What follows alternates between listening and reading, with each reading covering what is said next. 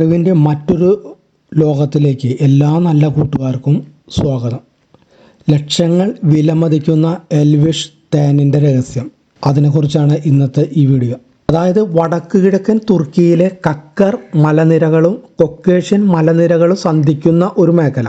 അവിടെയാണ് മധുരമൂറുന്ന ആഡംബര തേൻ വിളയുന്നത്. വില കേട്ടാൽ ഞെട്ടും മക്കളെ, അത്രയും അധികം വിലയാണ്.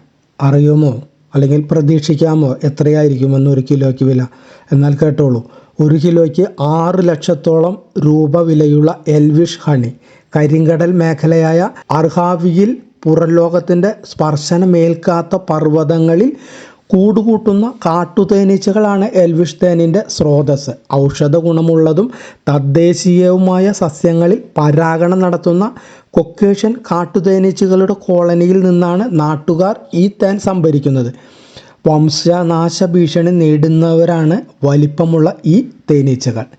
നൂറ്റാണ്ടുകളായി ദൈവത്തിൻ്റെ അമൃത് എന്നാണ് എൽവിഷ് തേൻ അറിയപ്പെടുന്നത്.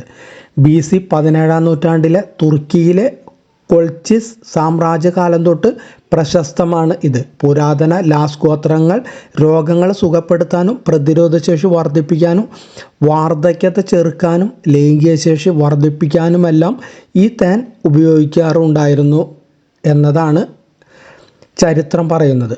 പൂവിൻ്റെ പ്രത്യേകമായ സുഗന്ധമാണ് മാഡ് ഹണി എന്നു അറിയപ്പെടുന്ന ഈ തേനിന്.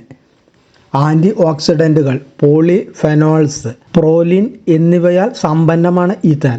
റോഡോഡെൻഡ്രോൺ പൂക്കളിൽ നിന്നാണ് തേനീച്ചകൾ പ്രധാനമായി ഈ തേൻ എടുക്കുന്നത്. ചില പൂക്കളുടെ തേനിൽ ഗ്രയാനോടോക്സിൻ എന്ന പ്രകൃതിദത്ത ന്യൂറോടോക്സിൻ അടങ്ങിയിട്ടുണ്ടെന്നാണ് ഉൽപ്പാദകർ അവകാശപ്പെടുന്നത്. വടക്ക് കിഴക്കൻ കരിങ്കടൽ മേഖലയിൽ ഏറ്റവും സാന്ദ്രതയേറിയ ഉയരത്തിൽ വിളയുന്ന തേനാണിത്. എൽവിഷ് തേനിൻ്റെ വാർഷിക ഉൽപ്പാദനത്തിൻ്റെ ഭൂരിഭാഗവും ഫാർമസ്യൂട്ടിക്കൽ കമ്പനികൾക്കായി നീക്കിവെച്ചിരിക്കുകയാണ്.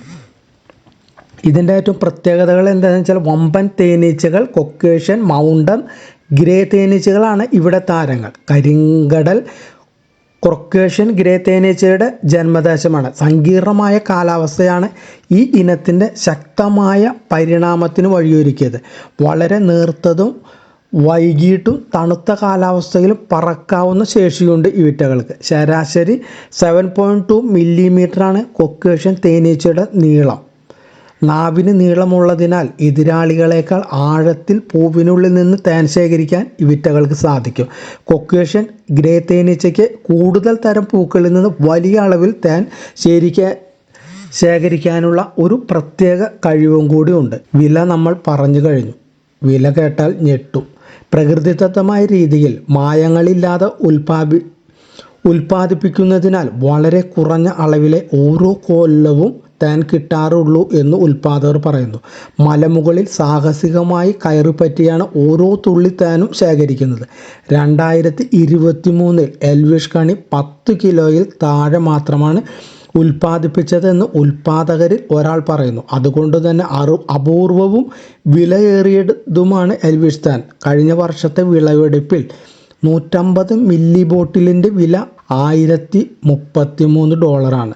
ഇന്ത്യൻ രൂപ നോക്കിക്കഴിഞ്ഞാൽ ഏകദേശം 88,000 രൂപ.